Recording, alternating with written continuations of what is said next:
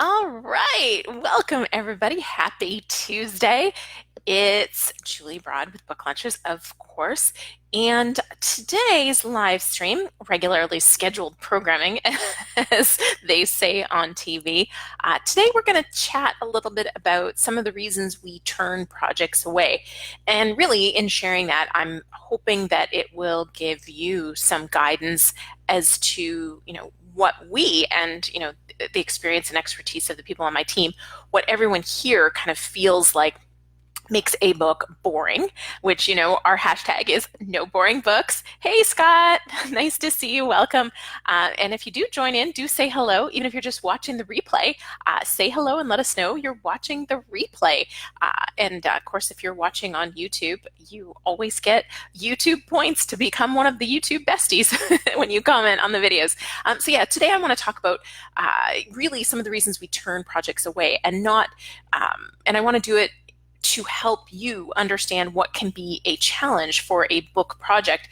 And we only want to work with people that we feel we can help create success. So if you're getting in the way of your book project being great, then we're not going to be able to work with you to create success. And that's our ultimate barometer. I mean, being a nonfiction author with typically some sort of a goal from writing the book is kind of the starting point. But then from there, we want to help you create success from the book. So the book is a tool that you'll use to open doors and so on. So I'm going to share a couple, three reasons actually that have come up recently why we turn away projects. And of course, if you have any questions, you can let me know. And we have prizes. So, and there's lots of chaos going on around here. They're doing a chocolate fondue in the office. So I'll cut this short. This will be fast because I got to get out there for fondue before there's none left. True story. I'm not even kidding. But hey, Amber. Yeah, it's Tuesday. It's been a long month, hasn't it? And it's the last day of April. Can you believe it? Tomorrow is May 1st. This year is flying by. So welcome. Thanks for joining in. All right. So also, I want to give a shout out before I dive into that topic. Gautam Bade, I actually just gave away his copy of his book, so I can't even put it up here. But his book is called The Joy of Compounding, doing super well. Really excited for Gautam. It was #1 in investment portfolio management, I believe, as a new release, and even as a launch, it continues to be #1 in that category. He's selling a lot of copies of his book, so it's pretty awesome. And then also this book came out last week, A Doctor's Perspective on CBD from Mark Lindholm, a chiropractor. Really, really great. And you can see it's a quick read, super easy. If you're wondering if CBD oil can help you with any ailments, and actually I learned a lot about what CBD oil has been successful, curing, or you're not really supposed to say cure, but helping, assisting people with different ailments. It's fantastic read, and also doing really well, selling a lot of copies. So really excited for those two authors. And this week also, I think the official launch date is next week, but Robert Workman's book, Hired Gun 2, coming out, and he's got a big launch party this weekend, so that's kind of why I'm announcing it now. Really excited. This is his second book. And what a fun book. It's for salespeople, and it's talking to top salespeople because, having been one himself, he actually knows that as a top salesperson, you're quite likely going to get fired for being the top salesperson. And he talks about why and how to prevent it. And it's really, really cool, fun. He's got a great sense of humor. So that book's coming out this week. Really excited for him. So congrats to all of you guys.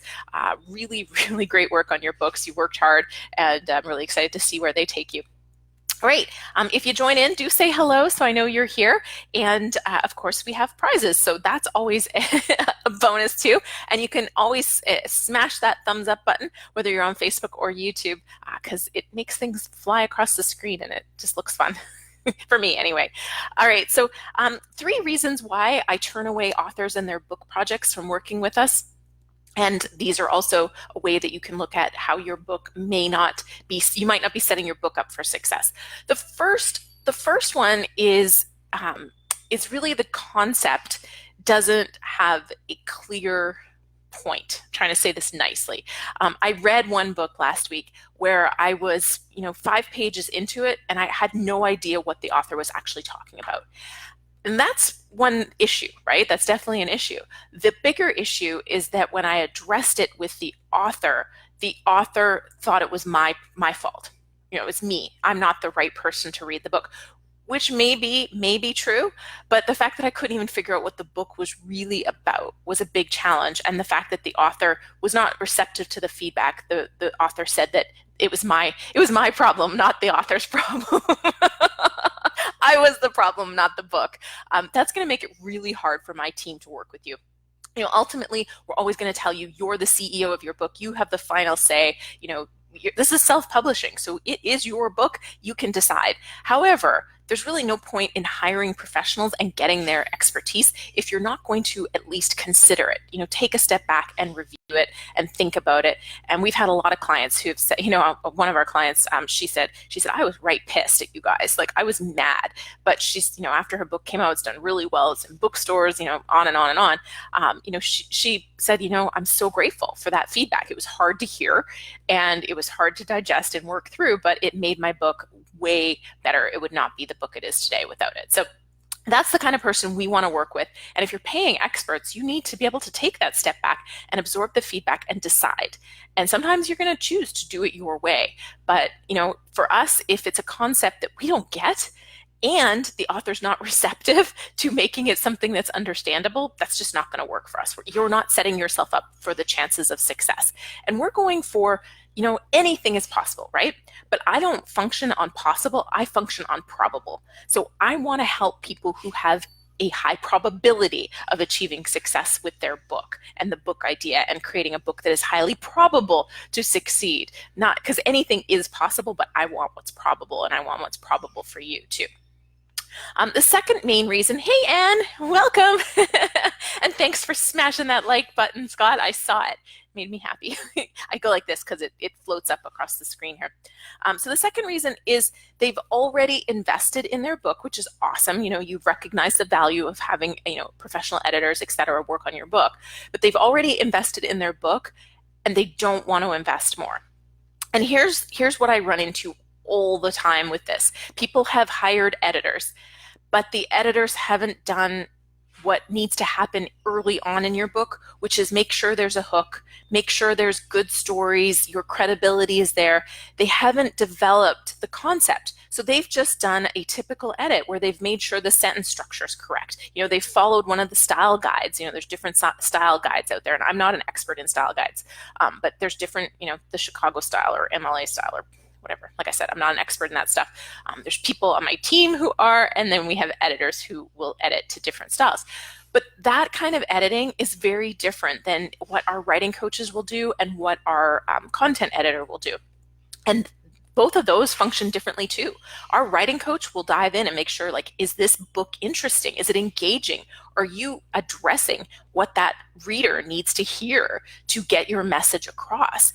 And a lot of books have been edited so they are proper, but they're not actually good books. And so a lot of people come to us and say, my book is already edited. I don't want editing. And the book's not good. There's potential, but it's not good. And so that's another area where I will turn people away, and I get kickback there. People are really frustrated because they want to pay us to get cover design and publish. But if your book isn't good, it doesn't matter what we do after that. And it is unfortunate that somebody has invested in editors that did their job but didn't actually give you a good or great book in the process, but it happens. And that's largely why I started Book Launchers, because I wanted to bring greatness under one roof. So everybody on my team is working towards helping you create a great book that's interesting.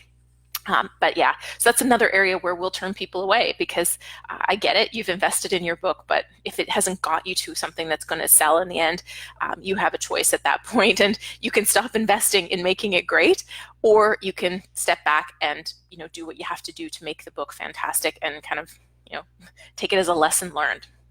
All right, just seeing hello. Oh, Amanda, hello. Welcome. Good to have you here. Okay. So the third point is unrealistic expectations. The third reason we'll turn people away is unrealistic expectations. And these come in all forms. Some people have, and I mentioned this, they have an unrealistic expectation of what is probable. Sure, Dr. Oz or Ellen or Oprah or well, I won't even say New York Times bestseller. It's not really probable or possible, I should say. New York Times bestseller as a self-published author is almost impossible. It's a curated best-selling list. So even if you did sell more than 10,000 copies in a week to, make the numbers that are likely needed to be on that list, you probably still wouldn't make that list because it's curated. But you might make the Washington Post, for example. I know some self-published authors who've made the Washington Post, right? I think that's what it's called. Washington Post bestsellers list, or in Canada, maybe the Globe and Mail bestsellers list, maybe. There's a few different lists you might make as a self-published author, but you don't have control over that. Okay, you do not have control over any of those things. It's just not something that is within the realm. Oh, I'm seeing that people walk by with fondue. All these strawberries and pineapples and everything dipped in chocolate. It is chocolate fondue day at the office, you guys. So this is going to be a short live stream. But so people come in with unrealistic expectations of what is possible, or even what is probable. I mean, these things are possible, but it's not that likely. So set your sights on something that you can dig your teeth into, you can control, and that is likely to happen. And that's why we don't make big promises here. We want to promise what is highly likely, what is possible for you, or what is probable for you. And it's okay to think about what's possible and dream, but let's make your goals something that are likely. So, and a lot of people also think that these things are doable with a small budget or on a very fast time frame. And the reality is, just taking a bestseller list, like a New York Times bestseller list, or one of those lists, those authors and the companies that work with them, they're investing big bucks. They have a big team of people. It takes a coordinated effort to drive a lot of sales volume in a short period of time through the channels that require to get the scanned book sales that you need that will count towards those lists. It takes massive resources to make that happen. So that is typically not something an author is showing up at the door ready to invest the time, effort, money that's required to do that. So you want to make sure there's an alignment between what you want to achieve and what you're willing and able to invest, both financially, energetically, and time-wise. And so this is the other area. If somebody comes to me and is expecting the moon on a tiny budget or on a fast time frame, it's just not going to be likely that we're going to achieve success for that author. And again, that's our number one goal. We want to help the authors we work with achieve success. So I'm looking for folks where this is probable. And it's still a ton of work. Even when you've got us helping you, there's still a ton of things you have to do in order to move yourself towards that goal. And the more time you give yourself and the more money you have to invest in a lot of different options and marketing efforts, the higher your chances of success. So lots to it, but those are 3 things. So hopefully that helps give you guys some perspective on challenges a lot of authors face. Okay, a couple other notices, and I'm going to do the prizes for today. First of all, we're hiring. So if you know anybody, or maybe you have worked with nonfiction authors and you're looking for new opportunities, over the next 2 months, we're going to be adding a couple of employees to the company, as well as some more contractors. So you can check that out, booklaunchers.com/jobs.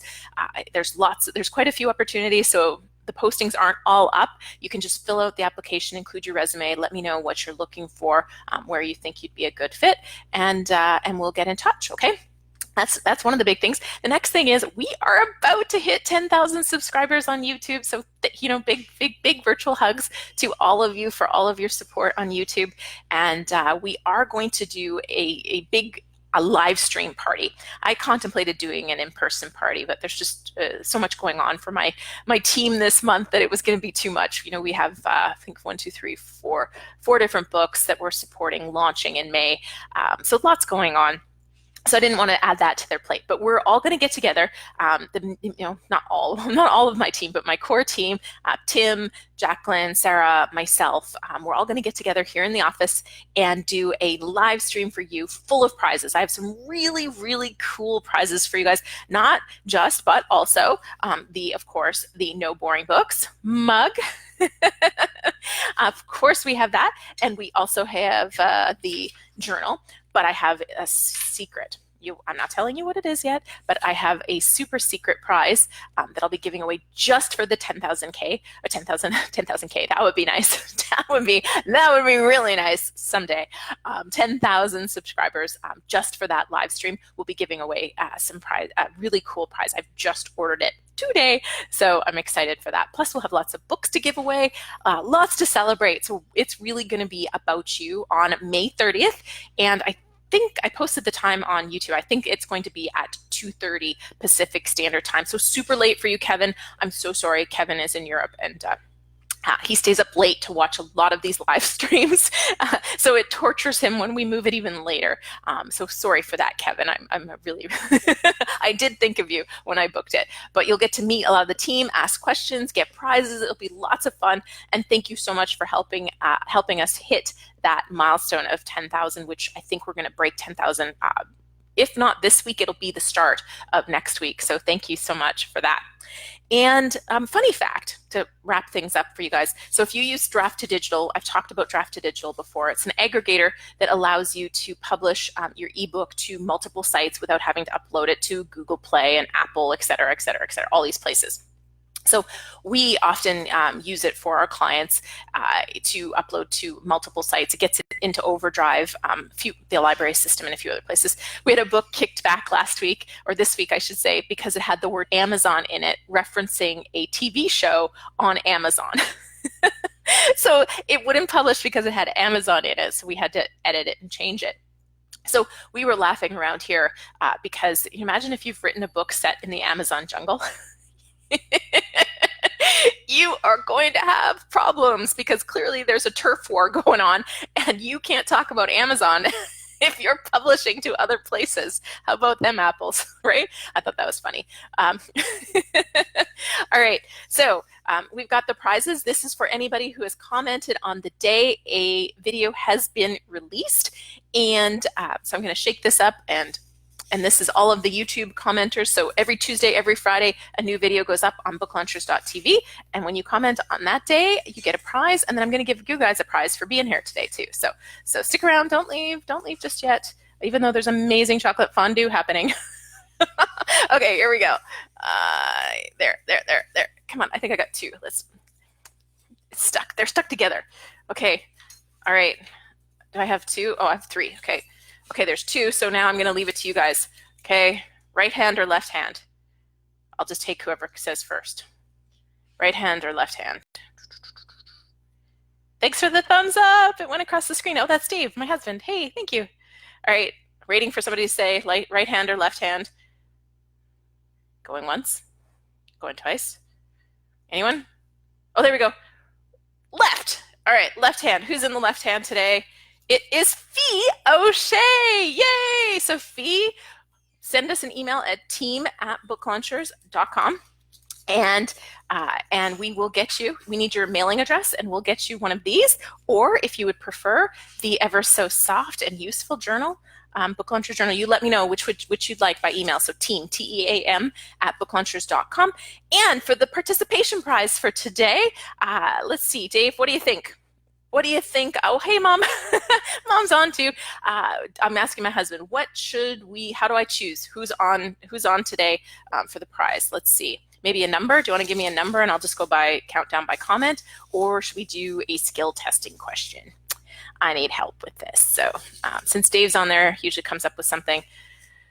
Oh, you're up. You're up. Hey, Kevin, welcome.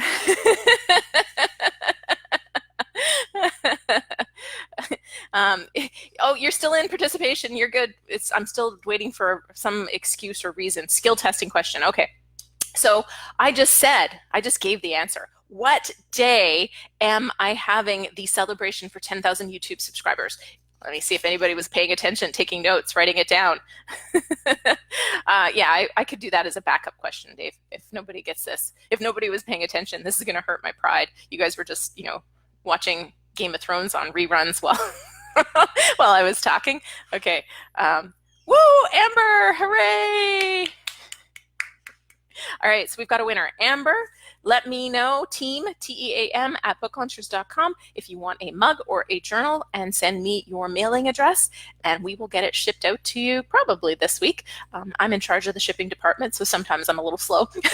All right. Thank you so much for being here, everyone. It was an absolute pleasure to have you join me today, and I promise not to post too many pictures of the chocolate fondue that I am about to go dive into out in the lobby of my office.